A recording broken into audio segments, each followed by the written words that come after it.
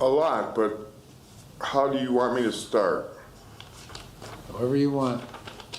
Well, I do take responsibility for my actions. Like I told you in the statement, I didn't know that it was an offense to destroy your own property. What do you mean? What? What do you mean? Well, the property damage, I spread my stepson's ashes that were given to me in a golf-size ceramic, I guess you call it a very small urn, okay?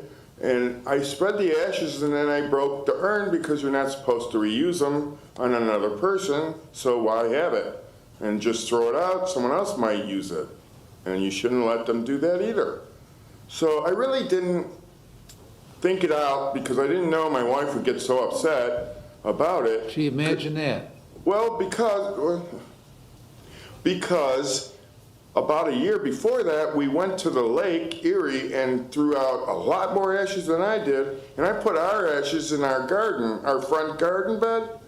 And she put it in the water and I said, he doesn't even like fishing. I try to get him fishing a lot. And she goes, well, yeah, but he liked driving the boat. I go, of course he did. He was 8 to 10 years old. Any 10-year-old would like to drive a boat. So she got me on that one. I should have talked to her beforehand. It was Halloween, one of his favorite holidays. And it's not my wife's favorite because she thinks it's more of a devil thing than an All Saints Day. But I didn't take that in consideration because... Well, so let me ask you about that, because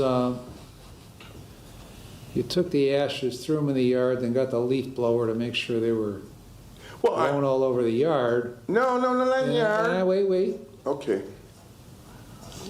And you said it was done in order to teach her a lesson. No. What lesson were you teaching her? Teaching who? Loretta. No lesson. Well, why did you say that? Who? You said that to the Willoughby police. I don't know. Can you ask her? No, you said that to the Willoughby police. You I said did that not you did it in order to teach her a lesson. The hearing opens with an unusual tension because the defense is already asking the court to balance accountability against compassion. A terminal cancer diagnosis, chronic pain, and mental health struggles are presented as reasons for mercy, but none of those facts erase the court's obligation to measure public safety first. I said that to the Willoughby police? Yeah. Oh, my. I don't know what lesson. See, What? you're pretty violent. Oh, I'm not saying I'm a saint, no. No, I'm not saying you're a saint either. I'm saying you're violent. Not real violent. Well, violent. Okay, you kind of use the sliding scale you want, but... I'm not a fighting violent guy. Well... I'm too sick to do that. You're pretty abusive to Loretta. I have been, yes. I can't deny that. She's been abusive to me, too. It's a two-way street. Well, it's a one-way street right now. Well, yeah. I guess whoever calls first. Well, okay. But she didn't even call. Who called first in September of 2011? The For kids. For the assault. The kids. Kids. And what did I give you then? They were on heroin. Okay. What? Okay, listen. What? I'm sorry, Your Honor. One of the things you told me is you accept responsibility, and you've done everything since then to evade responsibility. I do not. You got a menacing in 2010. You got a assault, felony, and domestic violence misdemeanor here in September of 11. In September of 12, in Cuyahoga County, you got an assault F4 and a misdemeanor domestic violence. In August of 18, here, you've got a domestic violence felony 4. Is that a surprise to you? Well, now that you mention it, it's not, but... Okay. And now However, the 11... And now you've got this one. All right. So this is 1, 2, 3, 4 altogether. So you're violent. Okay, I agree. Wait, 10 to 25. It's 15 years, right? It's not a terrible track record, Well, it's terrible. It's a terrible track record. I guess. It's a terrible track record. And you seem to get worse as you go, because you were, of course, on this one, you didn't touch her, right? Isn't that what you said? I tapped her. Tapped her. How'd you tap her? You know, when you're tapping someone's tushy, butt, they have, you know, battissimo. Uh-huh. I was trying to wake her up. She was snoring so loud. We both drank that day. But it wasn't even on Halloween when I got arrested. See, I'm not taking responsibility. I'm explaining how things happen.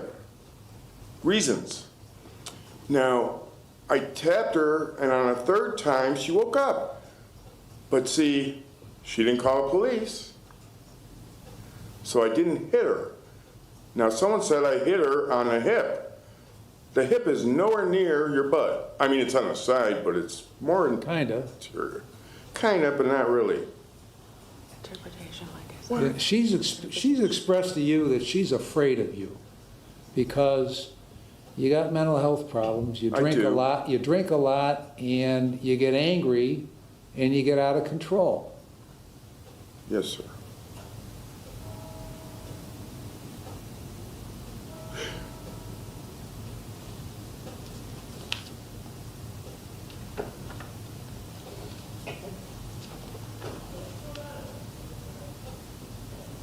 You call her some pretty vile names. I have. Yeah. In lieu of physical violence, I do get verbal. I do apologize for that, and I am not denying that at all. Matter of fact, I'm more verbal for sure. But why did you plead guilty to this attempted domestic violence? Oh, I'm If sorry. you didn't do it, Do what? the offense. The defendant begins speaking. The courtroom shifts away from medical issues and toward credibility. Nearly every answer introduces a new explanation instead of a clear admission. That's a dangerous strategy during sentencing because judges aren't looking for perfect memories.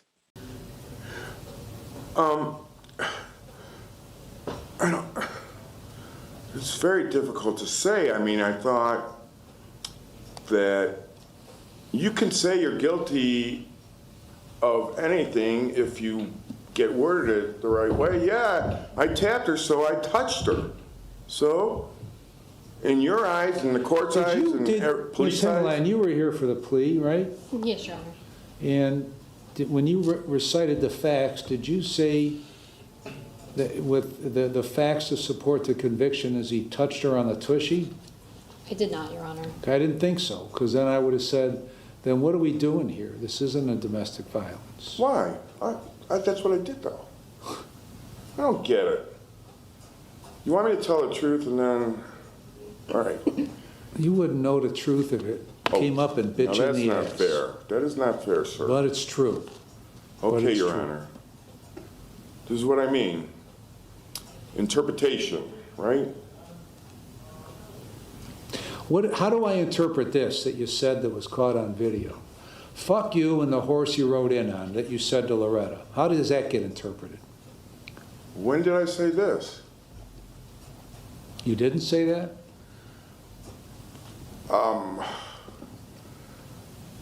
I can't recall, but I may have. Yeah. I am verbally abusive. I did admit that. Now, thank God there's no beam here. What? I don't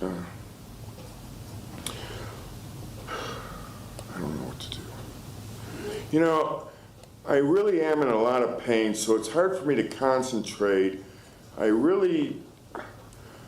didn't hit her, and I admit to tapping her. If you want to call that domestic violence, then it's domestic violence. It's all how you interpret the action.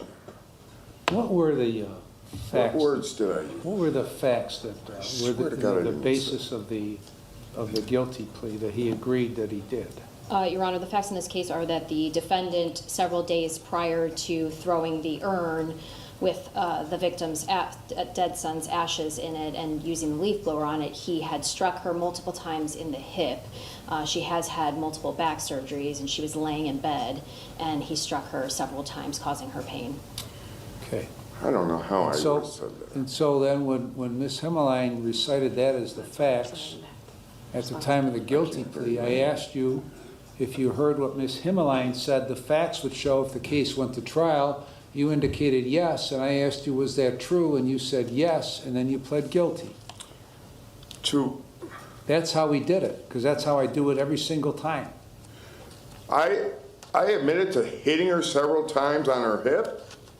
You admitted that what Ms. Himmeline said was accurate. What she just said, you admitted to. What did she say? You didn't hear what she said? Kind of, but She struck her. struck Pushed her. her. I Yes. used the word struck, not tap. She used it, and that's what happened in the change of plea. Well, then, That's why I was mistaken there. I'm sorry. Again, I'm in a lot of pain. And I would take responsibility Okay, at this time. so what you want me to do is to release you right now. Sorry? I said, what you want me to do is to release you right now, and you don't want to be on probation. No, I could take any punishment you would like to give me. I just didn't want the expenditure of the whatever you call those ankle monitors. And as sick as I am, I'd like to be able to take all the medicine I'm prescribed. And actually, I'm going to go into pulmonary care. The judge changes tactics by stepping away from the single incident and examining the larger behavioral pattern. That's where the case becomes significantly more serious. A sentencing hearing is rarely about one isolated event when prior convictions suggest a recurring cycle. And they give you really strong medicine. Where? Where? What? When I get it. When I go. When you go where? To the I can't read. Palliative? Jail? Yeah. Palliative care? Where? It hasn't been, it's getting set up now in Set up by who? Dr. Spanner, the jail doctor. Because it took 3 months to see him, he would have done it many months ago. But they refused to let me see him. I know it sounds, Untrue, is what it sounds. but it is definitely true, and I have, The jail refused you the ability to see this doctor? yeah. They always made me see Gina, the PA. Now I have several kites to them stating that, and they said, you see who we want you to see. And January 26th, you refused to go to your medical appointment. Yeah. And even Dr. Spanner said, how come you refuse the test? And I say, I'm in so much pain, they won't give me anything to get through the test, and I have to wear these shackles, and it's not fair, so I refuse to do the test. Monday, January 12th, you had been in lockdown because of you acting up at the jail, but you were scheduled to be transported to the hospital the morning of the 12th, but refused, and refused to sign a medical treatment refusal form. I did do that. I did refuse to sign the refusal form, but did I go to the one on the 7th or something? I'm talking about the 12th. Well, I rescheduled it, and they did not do the NPO. I couldn't take a shower, and I couldn't, and by the way, I did slip on the 12/28, I slipped on water and hurt myself more, So yeah, I was in a lot more pain, and they said I was maxed out on the medicine, and so I just said I have to refuse. I can't. They want me to do a test, and I'm not able to do the test. I know what the test entails, so I'm being honest with them, and they're like, tough it out. I'm like, easy for you to say, you know? I'm just being honest with people.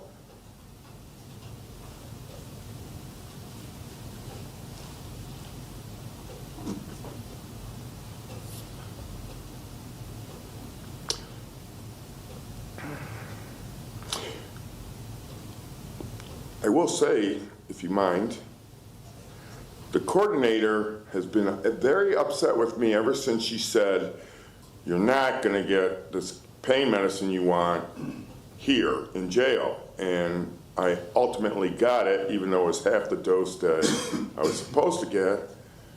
And ever since then, she has not been very,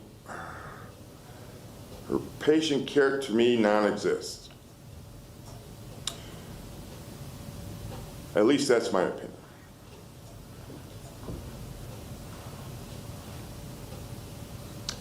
I've been tortured.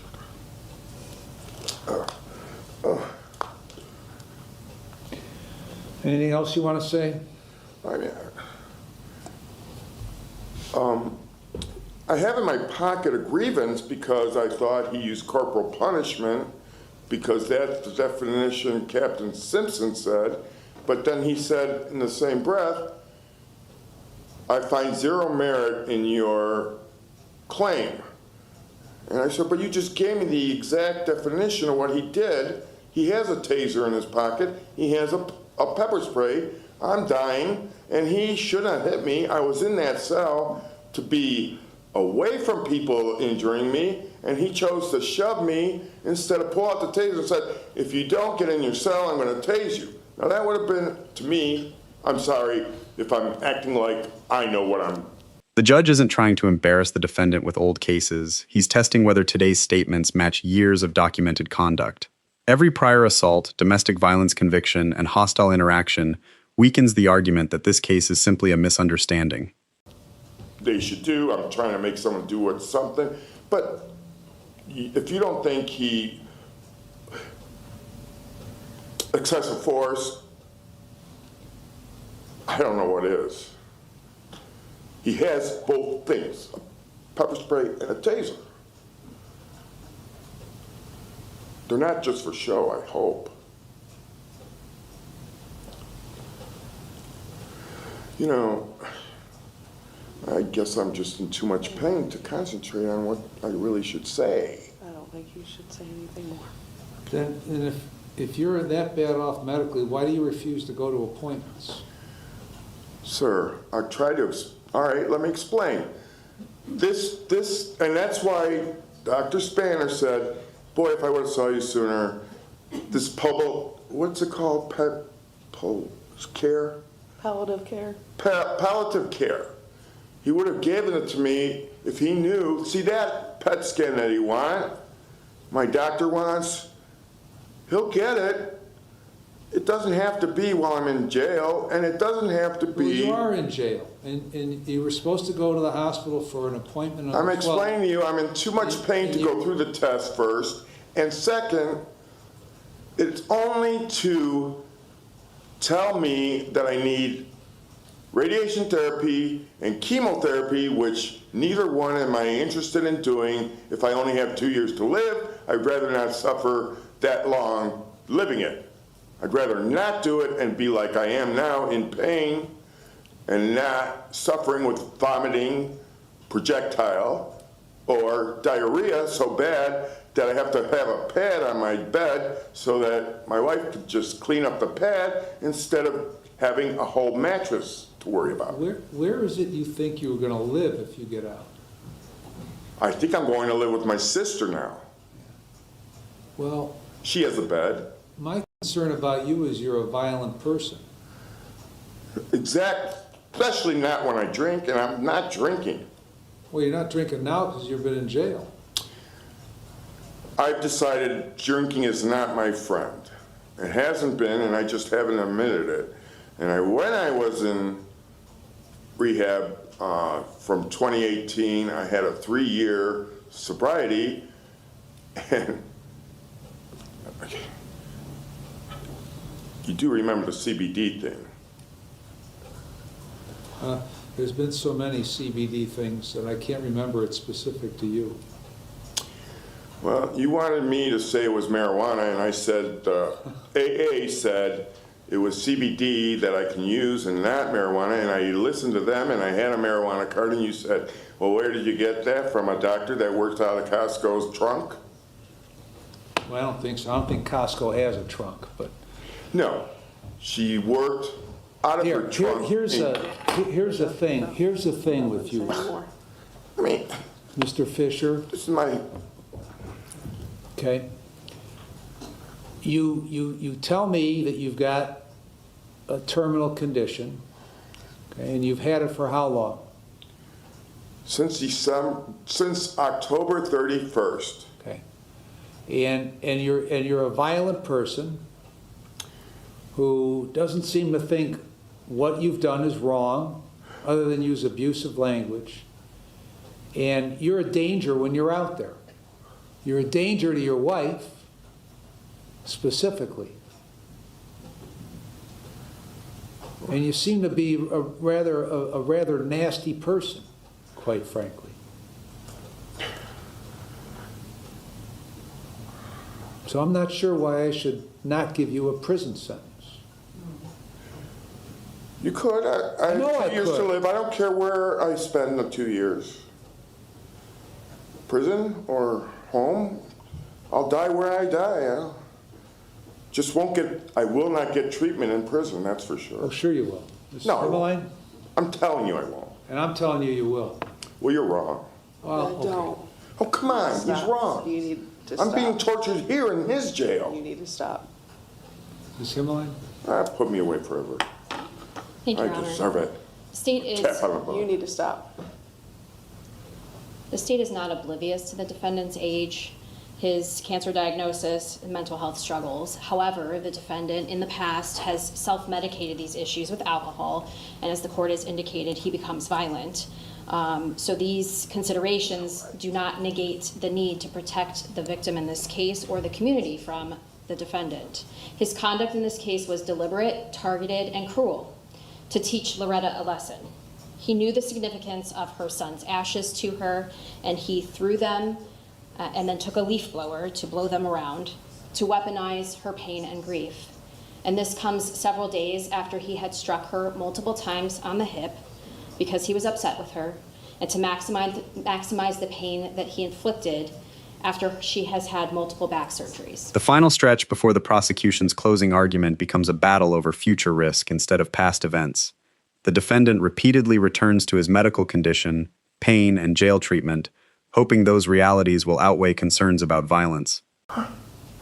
The defendant's physical and emotional violence in this case is not a symptom of his illness, his age, or his struggles. His actions are indicative of his desire to control, intimidate, and punish his wife. As the court has alluded, the defendant has multiple prior convictions for violent offenses, including domestic violence, the most recent being against his wife.